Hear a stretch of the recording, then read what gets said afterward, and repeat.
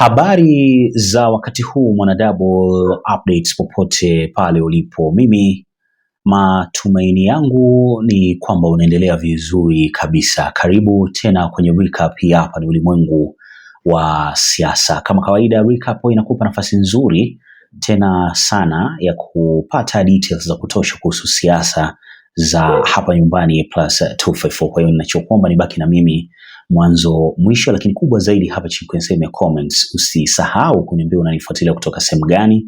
Bila shaka kuna brothers na sisters ambao huwa wananisupport kutoka nje ya nchi, na tulishakubaliana lazima kazi iwe rahisi. Yani namaanisha, kwa mfano kama unanifuatilia kutoka Marekani unanipa +1 itakuwa imetosha tu. +49 ni wale ambao wako Ujerumani wanafuatilia kutoka Ujerumani, lakini +61 ni wale ambao wanafuatilia kutoka Australia. Hivyo hivyo tukiendelea tujuane angalau, si ndio? Lakini pia sijawasahau nyie bwana, ndugu zangu ambao mnafuatilia kutoka hapa hapa nyumbani, na huku nyumbani sisi tumebarikiwa na counties, na hizi counties zina numbers. Kwa mfano kama wewe ambao unafuatilia Nairobi, ukinipa +47 bwana, hujafanya makosa yote. 001 Mombasa, naipenda 001 kwa sababu ndo rahisi.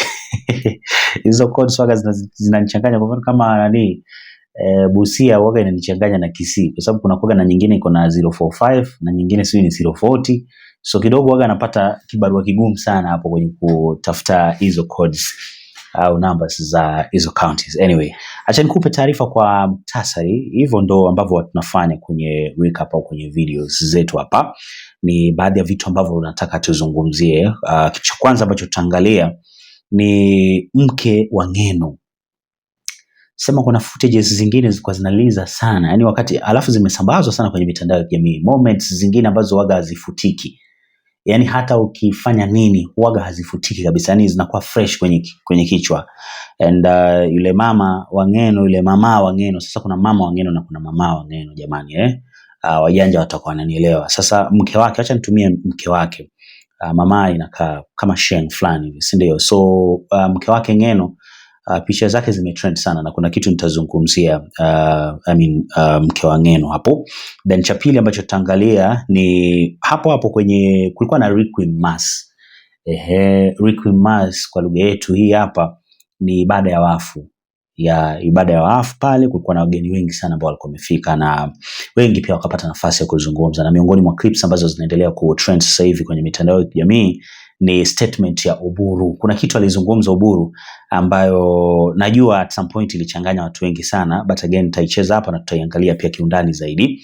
But again pia usiku huu ODM wamefanya press, wamezungumza na waandishi wa habari, wamezungumza na vyombo vya habari na wakaelezea kuhusu 10 points agenda. Kama unakumbuka vizuri na wewe ambao unafuatilia kina Sifuna, wamekuwa wakiweka pressure sana kuhusu hizi 10 points agenda, na wanaamini baba hakuwa mjinga kuzileta hizi hapa. Kwa kama hao wengine team tutam wana assume, then it means hata hawamheshimu baba, kwa hiyo inabidi wasukume. And a very big shout out kwa kina Sifuna, wamefanya na hao watu siku hizi naona wanafanya press baada ya dakika fulani kuzungumzia swala la 10 points agenda. Lakini pia tutamalizia na impeachment ya Sakaja ambayo sio kwa mara ya kwanza inazungumziwa na wawakilishi wadi wa hapa Nairobi, lakini kwa mara nyingine tena wamejitokeza and they are feeling like Sakaja is a big no na anatakiwa kwenda nyumbani. Kwa sababu maswali yako mengi, maswali yapo bwana, na ni mengi sana. Kuna watu ambao wanaamini Sakaja vipi, kwani haelewani na Ruto?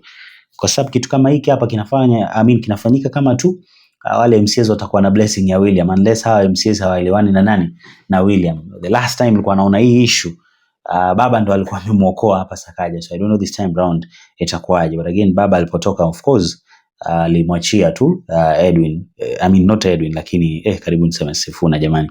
Baba alipoondoka najua Sakaja aliachiwa William Ruto. So of late nimeona wakifanya kazi pamoja, wanaenda hizo rallies na nini. So let's wait and see. Wacha tusubiri tuone ni kitu kipi kitafanyika, mtazamaji wangu. But before niendelee, kindly like the video, utakuwa umenisupport sana, and a very big shout out kwa wale ambao tayari wamesha like video hii. Pia wale ambao bado hawajasubscribe, kindly do that. Utakuwa umejitengenezea nafasi nzuri tena sana ya kuendelea kupata taarifa nyingi na mpya kila wakati. Alafu wale wa kushare tunapatana mwisho wa video. But nina taarifa hapa kwa team Double Updates, mlinituma na mimi nikaenda. Mara nyingi ukitumwa onyesha watu kitu ambacho ulifanya, si ni ukweli? So Godfrey tuliweza kumpeleka shule. Nilitoka hapa Nairobi nikaenda mpaka Maua. Wangapi wanajua Maua? unapita Meru, unaenda huko mbele kabisa Maua, and ilikuwa successful kabisa. Matokeo ndo haya, na bwana, mimi nawashukuru sana kwa kazi nzuri ambayo mlifanya kama team Double Updates. So kwanza tunashukuru Mungu, tumesafiri vizuri. Nilitoka Nairobi asubuhi na mapema, nikasema lazima nifike Meru, si ndio? Meru na Embu waga inanichanganya kidogo, but hapa ni Meru. So huku Meru tulikuwa na shughuli moja tu, kuhakikisha huyu ndugu yangu hapa Godfrey ana join shule. Godfrey, umefurahia kukuja shule sasa? Bas, na by the way mom yuko hapa, and acha nikwambie unafanya kazi nzuri sana, umefight, umenitafuta sana, na mimi pia nikasema sitakulet down, si ndio? So huyu hapa tunamlipia school fees, asome vizuri, ako na sanduku yake hapa, ako na vitu zake, alafu naamini kila kitu itakaa sawa, si ndio? So nataka nikupe hii, ambia hawa watu kitu yoyote, tuwashukuru tu, ni watu wazuri sana. So hii unaweza shika tu. Nikushika. Unaweza tumia hii kama mic sasa. Weka hivi. Basi hivyo. Okay, nimefurahia sana kwa wageni tuko na wao hapa. Wametoka kutoka Nairobi. Hii kitu tumepanga kwa muda, but kwa imani ya Mungu imetimia. Na tumefurahia. Asanteni sana. Haya. So tunataka kuingia hapa shule, tuongee na mwalimu, tulipe yenye tutalipa. Cameraman zoom Athi, inaitwa Athi Special School Administration Block, pale ndo tunaenda sawa hii au wakati huu, muda huu, si ndio? Alafu ndo turudi Nairobi, tuache huyu jamaa akiwa sasa shule yako sawa, si ndio? Unataka kusema kitu? Haya, sema kitu nisikie. Asante sana. Kukuja shule. Napenda. Umefurahia? Sana. Napenda shule sana. Unasoma kwa bidii. Kabisa? Kabisa. Na nitarudi tena kukutembelea huko, si ndio? Rudi. Nasema asante kabisa. Si ndio? Na Mungu akubariki. Asante sana. Godfrey amesema na Mungu awabariki sana kwa kumsaidia amefika shule. Unajua Godfrey, ilikuwa ni birthday yangu, na nikasema kwa birthday yangu mimi sitaki waninunulie vitu, wakupeleke shule, mimi nitafurahia, si ndio? So wamekupeleka shule na mimi na feel vizuri, si ni hivyo? Haya, sawa guys, tupatane baadaye. Wonderful. So kwa mtu ambaye maybe anajiuliza kumeendaje huko, mimi ni mgeni. So hapa Double Updates each and every month huwa nina group ambayo inaitwa team Double Updates. Na mtu yeyote ambaye by the way anataka kuungana na sisi, nambari yetu iko hapo tu, just call, tutaongea au WhatsApp, tutazungumza zaidi. Each and every month huwa tunajinyima kidogo, tunachanga hapa, tunakimbia mtaani, tunawasaidia watoto walemavu na watoto yatima. So tulianza mwaka jana na imekuwa vizuri sana, kwa sababu wengi wamekuwa wakisupport kadri ya uwezo wao, na huku sio lazima 20,000, 100,000, 1000 ngapi, hapana. Watu tunatoa hata 20, 10, 100 kwenye group yetu hiyo. Na mwisho siku tunaweka pamoja, tunapata kama ni kumpeleka mtu school fee, kao kuwanunulia vyakula hawa watoto ambao wapo kwenye children's home, umenipata.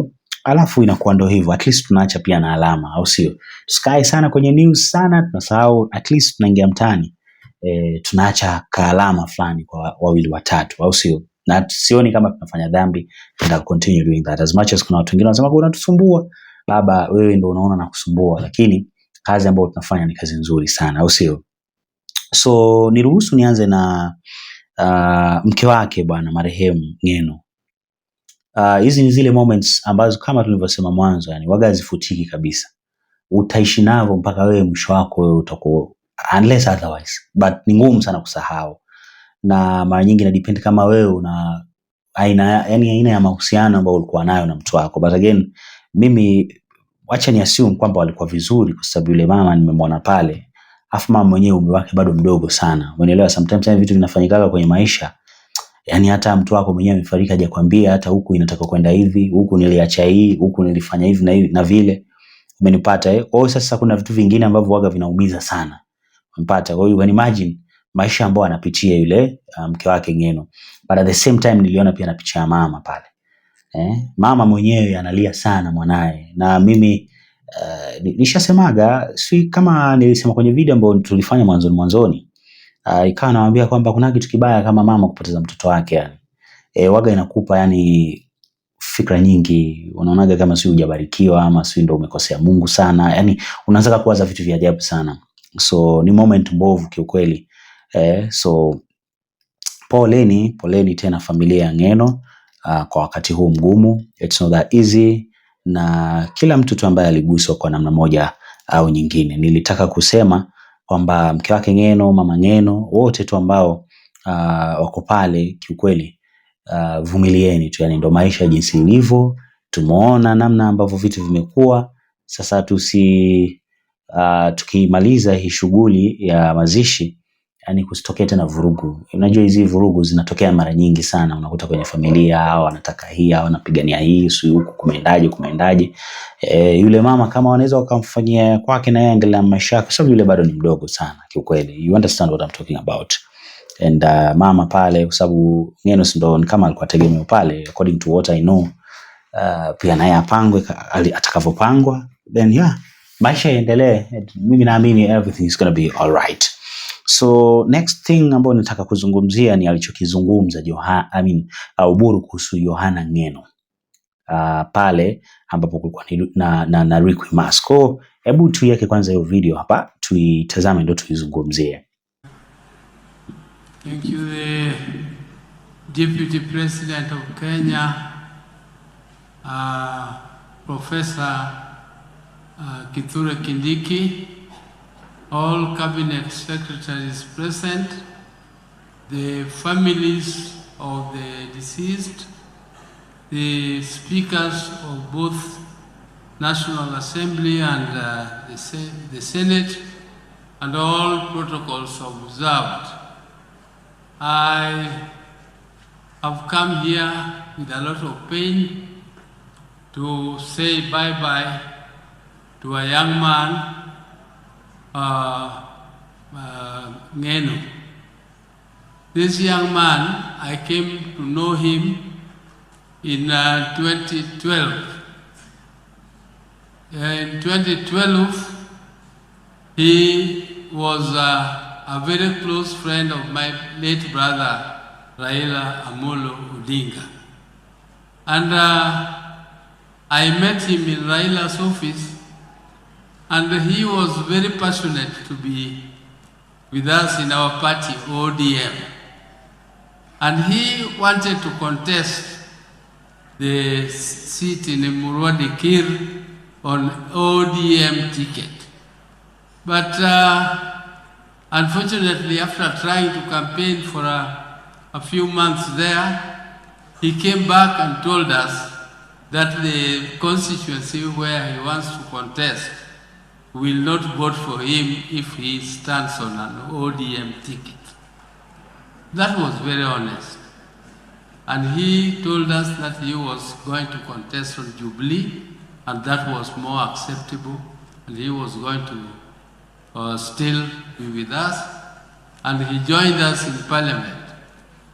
Personally, you know, I joined Parliament in 1994, and I have not left it until today. So, Yohana Ng'eno and the majority leader are there, they found us there, and we were giving them a few lessons on parliamentary practice. And he was a very passionate, very passionate member of parliament.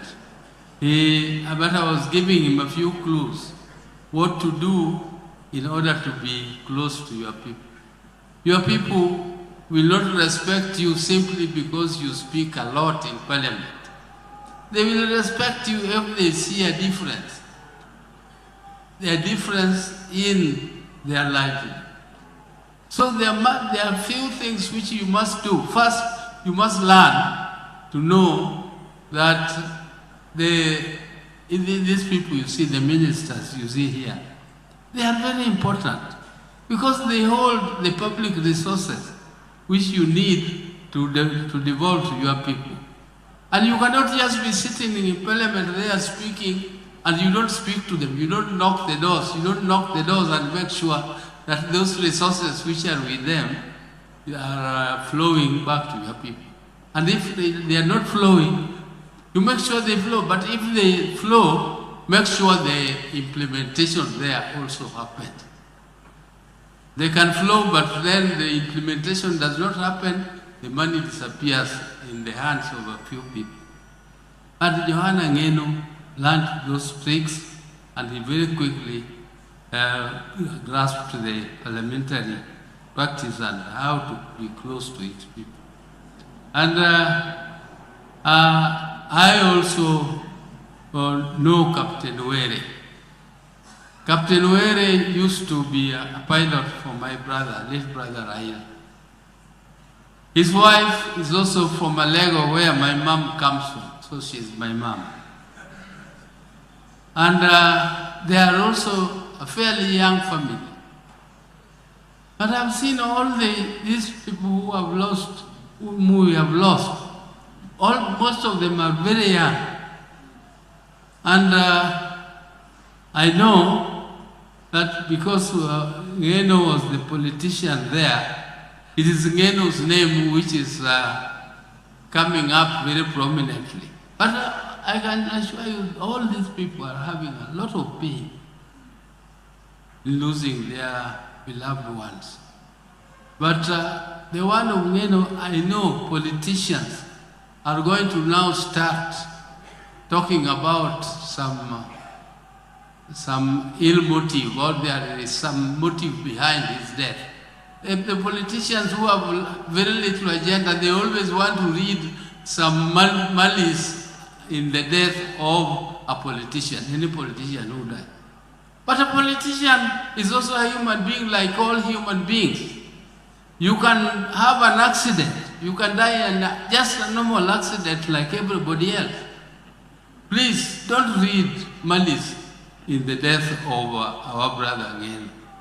He has died like everybody else can die, and we want the Almighty God to put their souls in eternal peace, all of them. And I want to finish there by bringing the condolences of my family, the ODM fraternity, and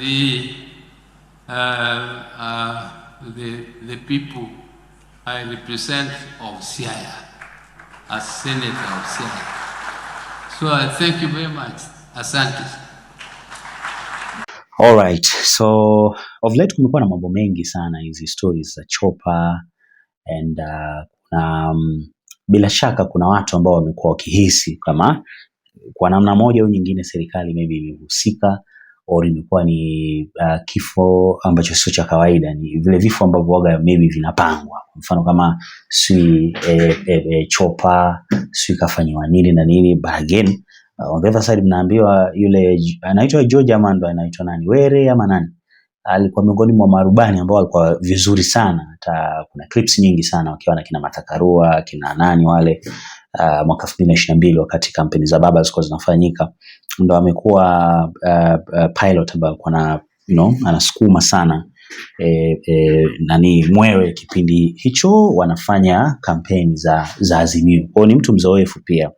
So Oburu was like tuache hizi stories nyingi ambazo watu wanazungumzia kwamba sijui nani kaua nani, and anataka to treat vifo vya viongozi kikawaida. Yani umenipata, yani mtu ana uwezo wa kufa, ni binadamu, na mwisho siku kifo kipo na mtu anaweza akakufa muda wowote ule. So at some point nakubaliana na alichokisema Oburu, but pia naamini uchunguzi unataka kufanyika. Unajua tena, unajua dunia hii na mambo mengi. The same way kuna kifo cha kawaida, ndo the same way kuna vifo vya kupangwa. So you can't tell me to just focus on kifo cha kawaida alafu naacha kifo cha kupangwa, kwa sababu watu wengine wanapanga. Si kuna wengine wanaenda kusema mimi naenda kuua mtu fulani na anaenda na anaua, anaenda hapa amemuua. Si it's possible. Kwani wangapi wanauawa? Wengi sana. So hatuwezi tukaassume hiyo part. Umenielewa? So there is no way Mr. Oburu tuta-assume kwamba ilikuwa ni kifo cha kawaida. It's okay, mara nyingi una kifo cha kawaida, lakini on the other side mara nyingi kuna zingine ambazo pia huaga zimepangwa. Au sio bwana? Na we are not saying that imepangwa kwa sababu tuna prove, but again we are just encouraging wale ambao wanataka kufanya uchunguzi basi ifanywe, tujue maybe kuna issue gani, kwa sababu kinachozungumzwa sasa hivi ni swala la kidogo hali ya hewa haikuwa nzuri, hali ya anga haikuwa nzuri, hivyo ikawa sijui kama sijawahi kujua huwa inaingiana vipi hapa kwa weather, na I don't know how it works, but again kama wakifanya uchunguzi maybe sasa tunaweza tukaelewa mawili matatu kuhusu hayo mambo ya chopa au ndege kwenye anga na mvua na vitu kama hivyo. Lakini pia tukiachana na story ya Oburu hapo, I hope nimeweka vizuri. Tunakuja kwenye press ambao ODM wamefanya jioni, not jioni but usiku wa leo hapa Nairobi, na wakawa wanazungumzia 10 points agenda, na kuna kitu nimesikia Gladys Wanga anazungumzia and Oburu anaitwaje Junet Mohamed akaisupport pale. Hebu sikiliza kwanza hapa ndo tuizungumzie kiundani zaidi. Today's sole agenda was discussing the NDC, but we also looked at the issue of the 10-point agenda and its implementation, and we have agreed that next week on Tuesday there will be a joint PG of Kenya Kwanza and ODM, who are the signatories of the 10-point agenda, and a progress report will be provided by the Coin 10 team led by Dr. Agnes Zani. But what I'd like to correct is the statement that the 10-point agenda is ending on 7. The 10-point agenda is moving this nation forward the way it was discussed and canvassed. It cannot have an end date. Moving this nation forward, looking at the issues of the NADCO report, looking at the issues of strengthening devolution, looking at the issues of corruption, looking at the issues of debt in this country, cannot have an end date. It is work in progress always. And therefore, what we will be looking at next week will be the progress report provided by the Coin 10 team. Somebody has mentioned that there is an end date in that document. That document is public. That is marriage. It is a public document. Look at it, read it from page 1 to the last page. There is no end date in the 10-point agenda document. It was the spirit of that document, and all of us were there when it was created, was how do we together move this nation forward and address the issues that bedevil this country. They do not have an end date. No, let the chair say something about 10. The other factions you will later. Thank you very much. Thank you very much. The committee overseeing the implementation of the 10-point agenda and NADCO report is actually now ready with a report. As you know, the 7th falls on Saturday. And you also know that this process is driven by the principles of the two political parties, UDA and ODM, for which a date has to be given for the presentation of the report. And we stand guided. Now, that document in terms of the TORs was very, very clear. Several reports were to be given from the time when we were instituted from the 6th of August. The first report was in October. There was another one on the 6th of December. There was another one on the 6th of February, where we have been explaining to our principals exactly what we're doing and having deliberations with them. That report is drafted so clearly, the TORs just says that the report again will be given on the 7th of March, among other reports. It doesn't say at any date that is the last of all the reports. This has been a consultative process with the principals as has been carved in the TORs. So somebody just has to go through the TORs. That 7th March coincides with the signing of the MOU. It's the anniversary bit of it that is stressed in that TOR along that particular establishment statement for the committee overseeing the implementation of the 10-point agenda and the NADCO report. Thank you. Thank you. Madam Chair, my name is Stanley from Citizen TV. Just to ask, I saw on the Nation today that there is a party that has been registered called Linda Mwananchi. And there's another party called ODM. We are talking about other parties. We are not discussing about other parties. People are free to register what they want to register. Ask us about ODM. Thank you. All right. So hapo kidogo haina deadline hii 10 points agenda. Ndio kitu ambacho najaribu kusema. But so funny nini imefanyika? Sawa haina deadline. It's something ambayo itaendelea kuishi, hivyo vitu vyote ambavyo viko vinasemwa. Let's for example check the Gen Z issue. Kuna watu wengi sana ambao walipotezaga maisha yao toka mwaka 2024, 25, 26 hapa pia tumeona wengine wakipoteza maisha, si ndio?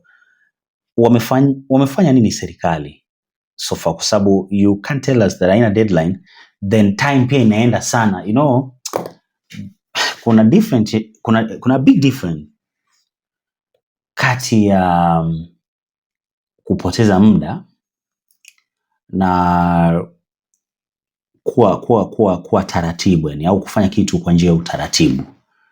Sasa hii yao ni gani kama sio kupoteza muda? Compensation ya watu ambao waliuawa, hiyo ni issue ambayo inaweza ikachukua hata miezi 4 watu wakiwa serious kweli, yani tukiwa tu serious ndio issue ambayo tunataka kushughulikia hata kama ni hii wiki.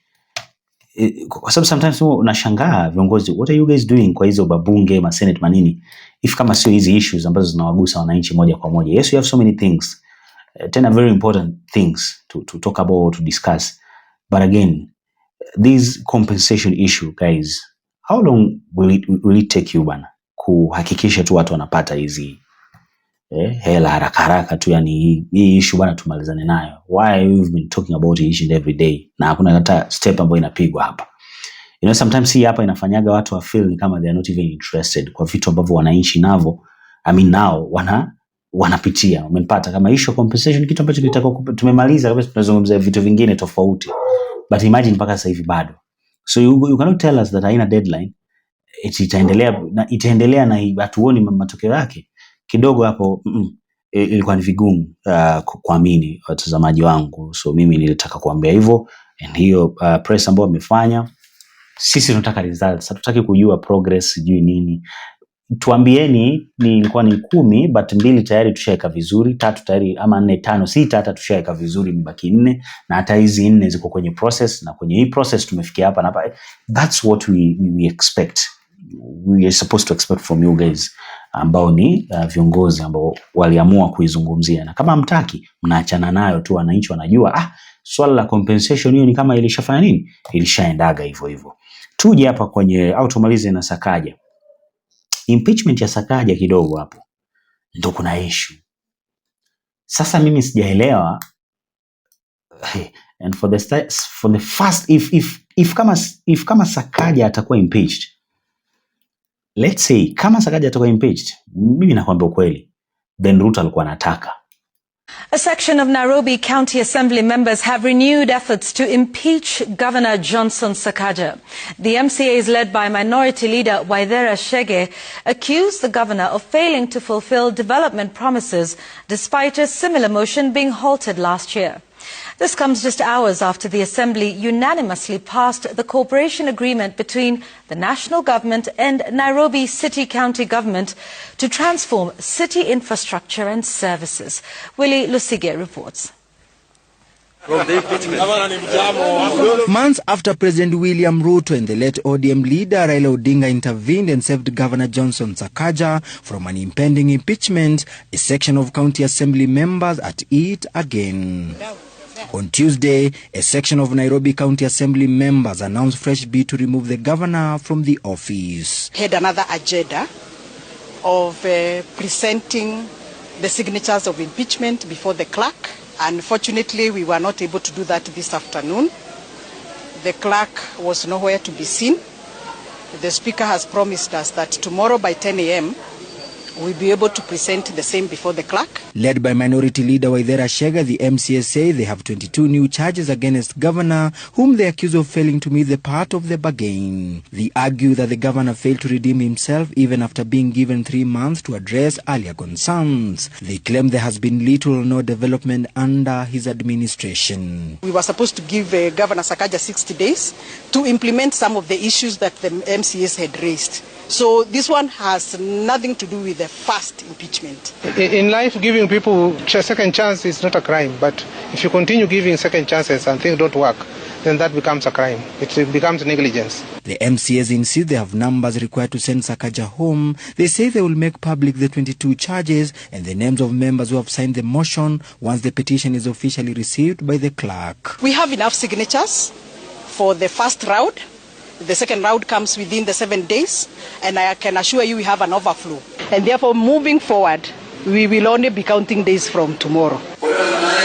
The renewed impeachment push comes shortly after the same assembly unanimously passed the cooperation agreement between the national government and Nairobi City County government to transform city infrastructure and services. Within 30 days, from today midnight, this steering committee, implementation committee must bring into form before the assembly the report of what they want to implement, the short-term, the long-term, the mid-term and the long-term programs. Under the new deal, the national government will provide Kenya shillings 80 billion to address key urban challenges in the city.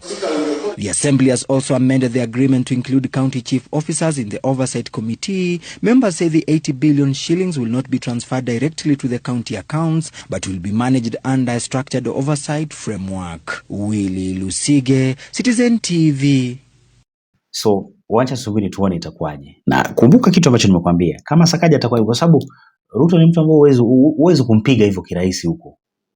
Kwenye masuala ya Sakaja na mtu ambaye anaelewana naye, si ambaye anaweza kufunga naye deal na vitu vikaenda vizuri.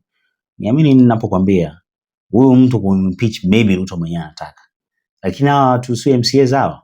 Wewe subiri uone kitu ambacho Ruto atafanya. Subirini muone.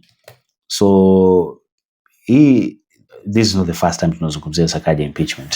For a very long time imekuwa ni issue kubwa. Hello, MCAs au viongozi wa Nairobi wamekuwa na issue akisema huyu mtu hataki kucooperate. Yeye hata ukimpigia simu hataki kushika au ukimfanya nini hataki, yani kuna maringo fulani nyingi. And I think maybe Sakaja ni mtu ambaye yuko very close na president. So at the end of the day maybe kuna kapao fulani kako nako. Waga kinamfanya maybe aone there is no need, or maybe unaweza kukuta tu anaelewana, kumbe kuna mawili matatu ambao ndo hajaingiana kati yake na MCAs. You never know, hii nchi na mambo mengi. Leo unaweza kaambiwa ukweli kuhusu kitu ambacho kinaendelea kati ya MCAs na Sakaja, maybe hata ushtuke uanguke chini. So chochote kinawezekana kwa taifa langu mimi la Kenya. Na nalipenda hivyo tuendelea kulipambania, tutafanyaje sasa? So wacha tuone kama itafaulu hii hapa Sakaja impeachment. Kama itakataa pia ni sawa. Muda pia unasonga na naambiwa kuna muda ukifika sasa swala la impeachment tena waga haipo tena, but again nani anajua. Acha tungojee tuone ni kitu kipi kitatokea, then naamini kila kitu kitakaa sehemu ambapo inatakikana. Naomba tukutane kwenye video ambayo inafuata. Bye bye.